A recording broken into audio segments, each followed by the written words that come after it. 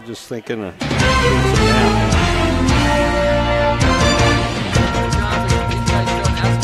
The Legislature Today is on the air from our flagship affiliate, the Voice of the Northern Plains 550 Cape Fire, and affiliates Talk Radio AM 1100 The Flag Fargo and Talk Radio 1090 The Flag in the Pocket. We're broadcasting live from the historic Peacock Alley American Grill and Bar in downtown Bismarck, the National Cattlemen's Association Beef Innovator of the Year. You're about to find out what's happening in the North Dakota legislative session.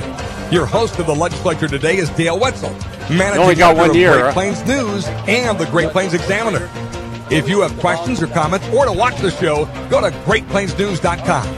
GreatPlainsNews.com.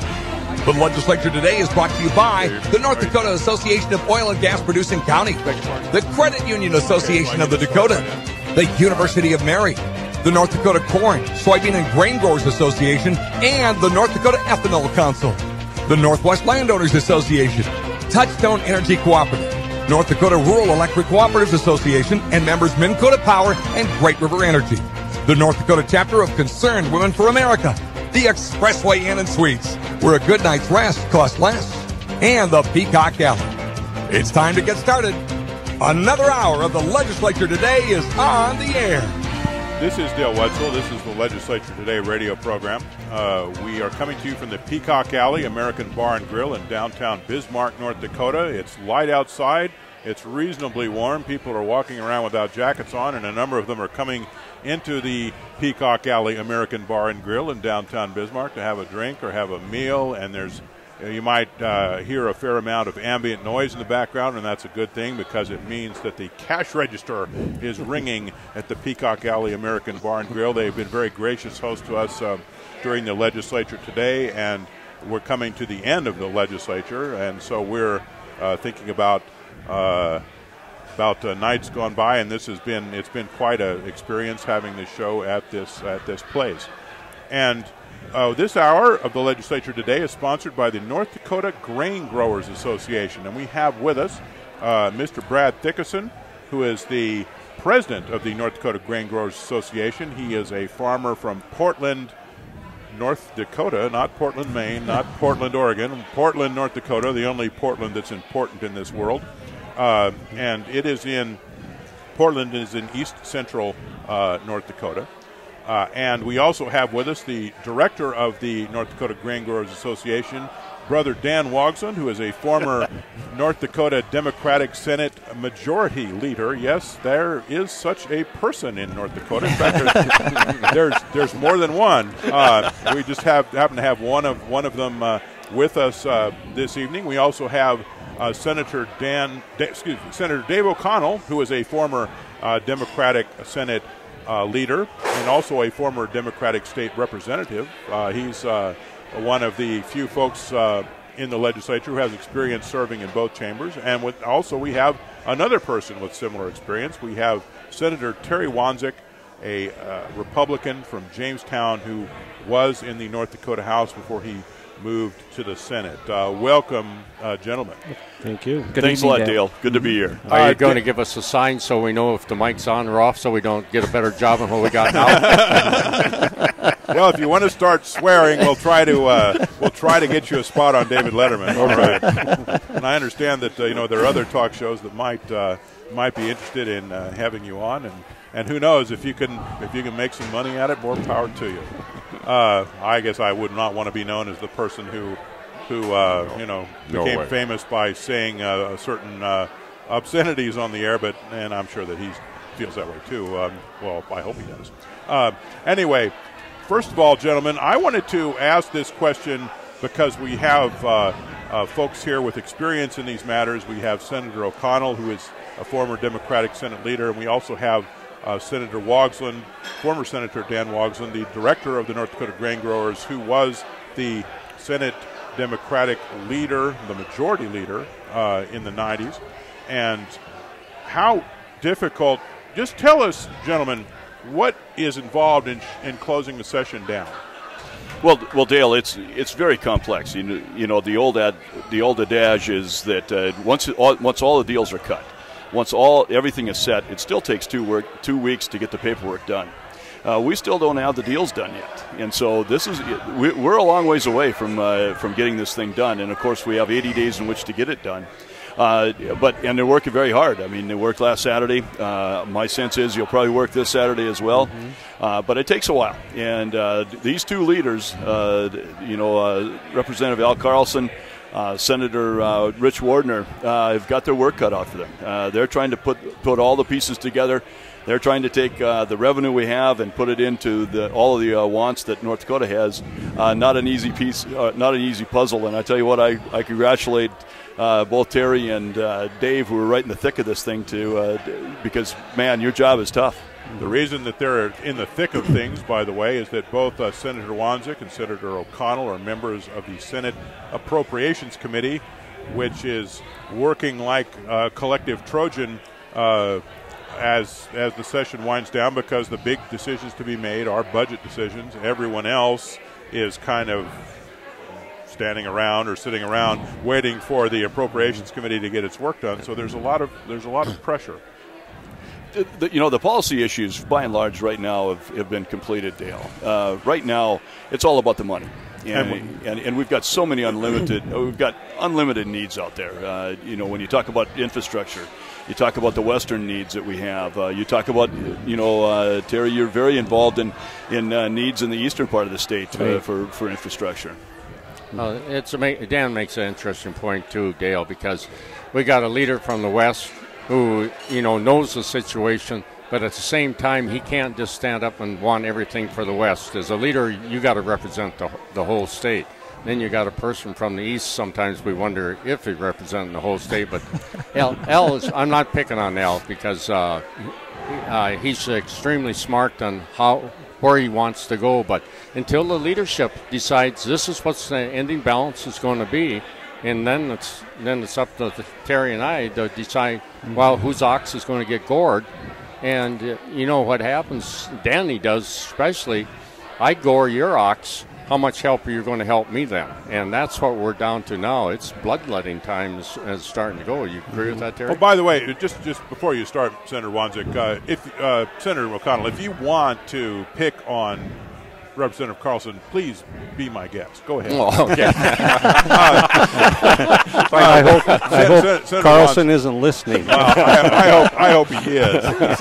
Senator Wanzik, what did you have to add to what Senator O'Connell said? Yes, when you look at the current budget status, we're essentially over $1 billion upside down, and we're going to have to do something to bring that in line. Either that, or I'm thinking that there's going to be some consideration of the state improvement, the state. What is it? Improvement and Investment Fund, it's the called SIF, the slush fund. As Senator Holmberg calls it, the SIF fund.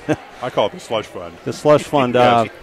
But the one thing that we will be doing there is we're betting on the come, so to speak. We're betting on the revenues over and above the ending SIF fund balance in the beginning of the biennium. And the way initially the SIF fund was set up is that we could only appropriate up to the balance that's available.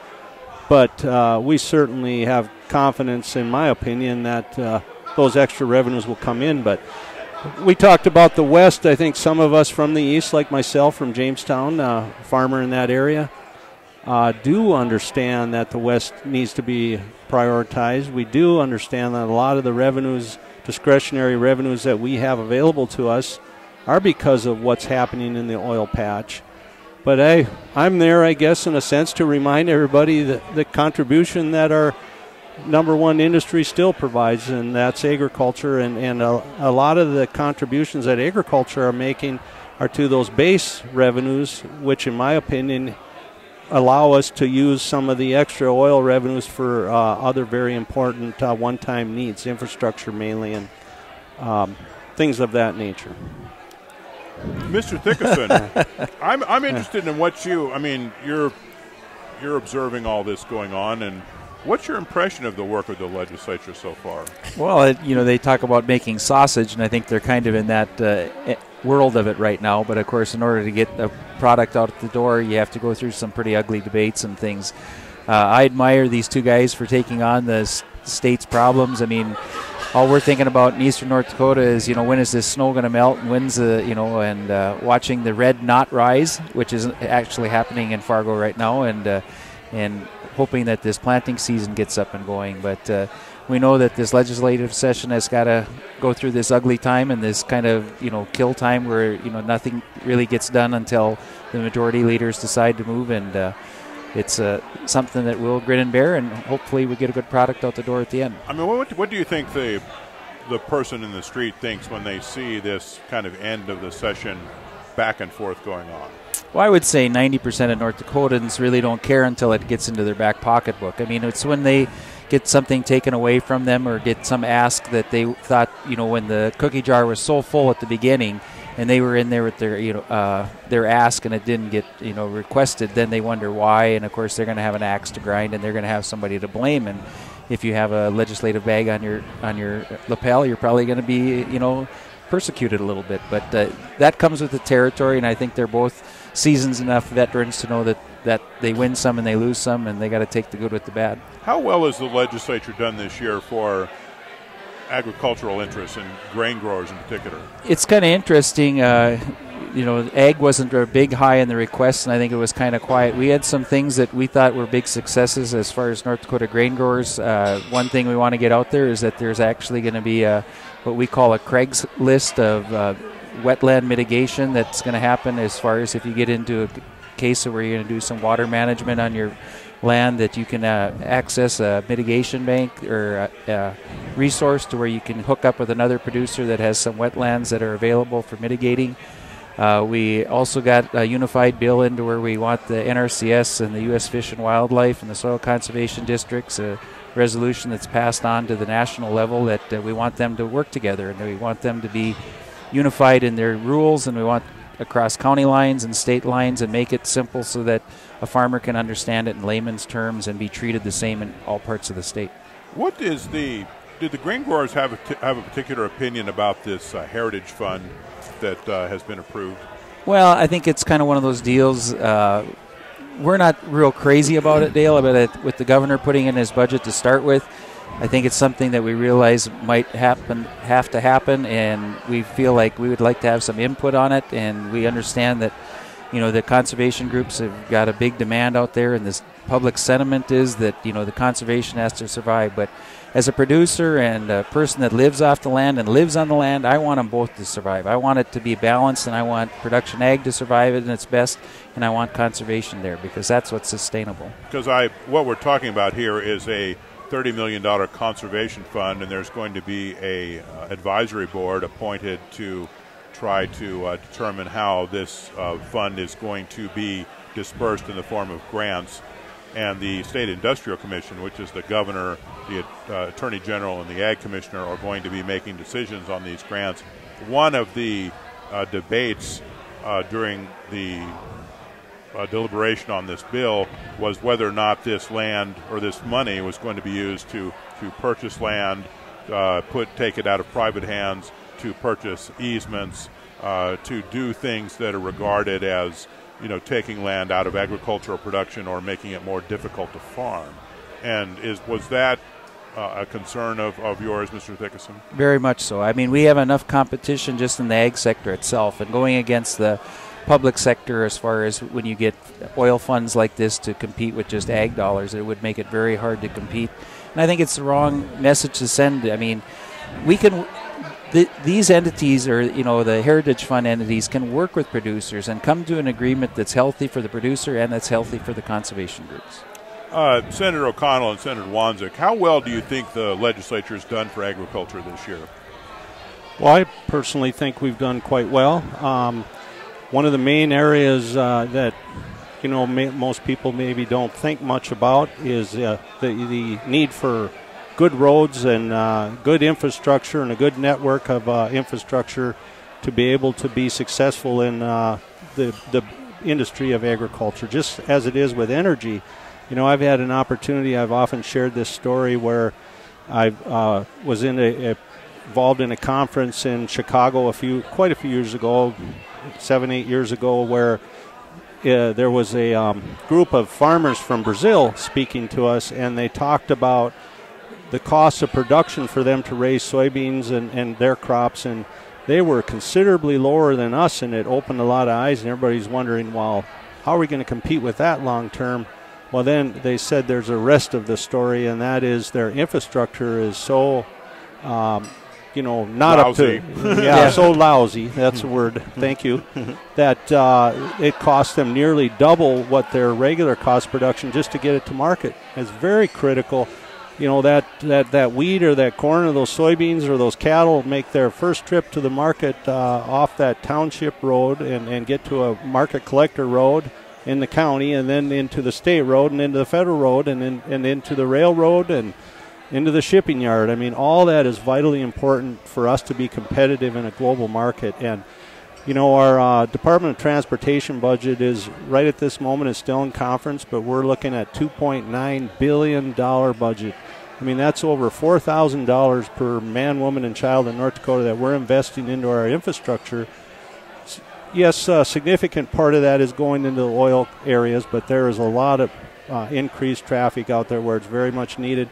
But agriculture needs it too, and our roads are in bad need of repair from the more recent flooding and the wet cycles, and I think we have successfully done it. We've already sent some of that money out in Senate Bill 2176. I've had a number of townships that were in arrears or they were behind with the county, and they've been able to get their debts brought up to date, and some of them I know are looking at doing some maintenance and reconstruction and even more graveling, and seem very appreciative of the money we've already sent, and we're not done yet. So, I mean, that's nearly $1.3 billion more in the transportation budget than the previous biennium. So we are making a significant effort to address infrastructure needs. Senator O'Connell, what is your opinion of how well the legislature has done by agriculture this year? It's strange, Dale. I jokingly said to Terry and Senator Eberly when we were down there that they've had so much influence on me. We're voting together all the time. It scares the heck out of me that they've influenced me as much as they have, because I'm sure you've influenced you'll come them to see too. the light Yes. someday.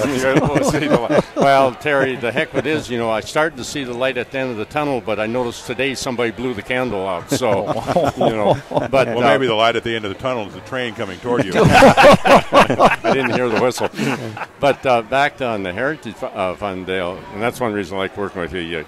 You get the point out, but you do it in a fun way.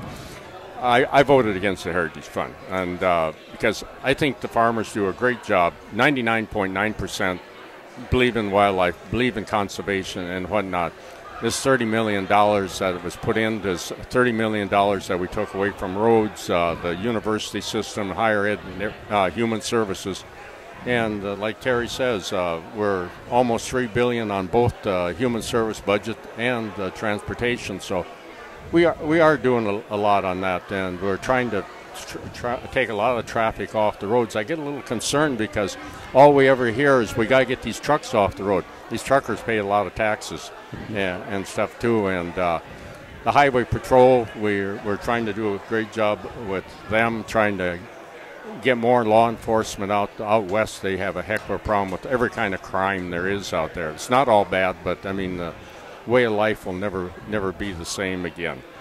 So I think we have to put more into our hospitals and what we're doing. That affects the ag community, emergency management, the law enforcement, our hospitals. And we serve on, I don't know how many together. I'm on 10 conference committees, and I don't know how many Terry and I serve together. Probably 80% of them. Yes. And in the Senate, there hasn't been that much argument between us. I mean, I think the three of us have voted together every time. There isn't one that we've done it. It's the battle that we're having with the House people right now until leadership decides they have on the pay packages, Dale, but until how much property tax we're going to give, that'll affect the farmers or the residents. The pay package is, I think, pretty well settled, but the tax package, how much break we're going to give to oil, if any, how much property tax as far as ag land goes. We got, as Danny says, we got a long ways to go on that until that's settled. And I think it was Senator Evan Lips always said that the last bill that was out of committee and the conference committee was assigned, it would take 2 weeks to close the session down, and that hasn't happened yet. So I'm picking the same date you are. I heard you say Thursday. Thursday at 2 in the morning. 2 in the morning, Yeah. and I think you're going to be awful close. Well, Are we saying that it'll be 2 more weeks? Because I'm really looking forward to getting in my tractor and pushing the auto steer and planting corn. In other words, you're going to push the auto steer and then take a nap. Huh? It's just about like that, but not quite. I mean, when do you seriously, Senator O'Connell and Senator Wanzer, when do you think we're going to be done? When do you think the legislature is going to finish? I'm thinking it's going to be somewhere around Thursday, Friday. Yeah, that's personally what I'm thinking. We talk about a lot of the different issues that need to come together, but when it gets to that point, I believe we all are, smart enough to know we got to come together. We can't sit there forever. We got to reach a point. It's human nature. I mean, I think until we're to the position where we have to do something. Sometimes we'll hold out in our position, but I know there's a couple committees I'm on. I mean, I'm holding out, but I know there will be a point where we will have to move.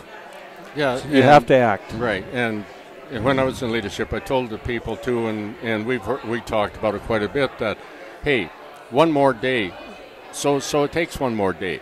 What the heck? Let's do it right. As long as we're here, let's try to do it right rather than just slop it together. And I know the way you end a session is you get everybody tired. And the worst thing that could have happened to leadership this time was that snowstorm. Everybody, most people had a three-day break. They come back rested, and that week you get absolutely nothing done because on the floor it takes an hour and a half on the bill. You wear people down, like you say, into the middle of the night, and you've seen it many times because you've stayed there.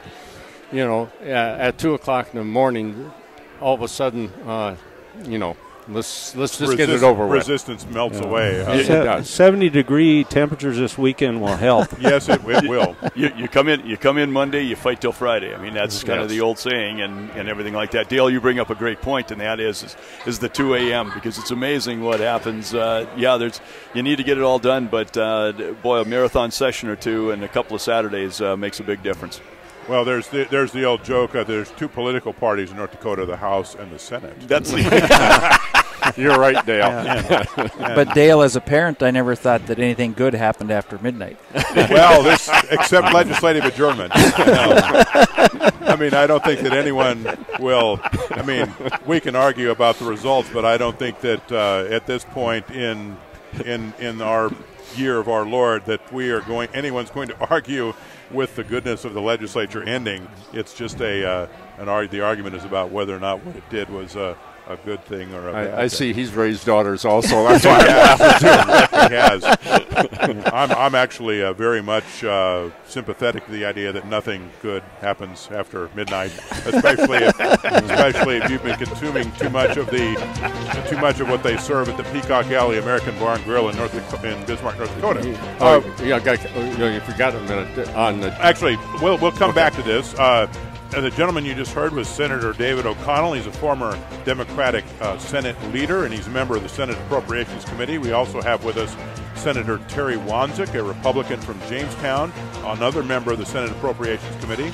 We also have with us Mr. Brad Thickeson, who is a farmer from rural Portland, president of the North Dakota Grain Growers Association, and last but certainly not least, we have Brother Dan Wogslin, a former Democratic majority leader in the North Dakota Senate and the director of the North Dakota Grain Growers Association. Will be back in a moment.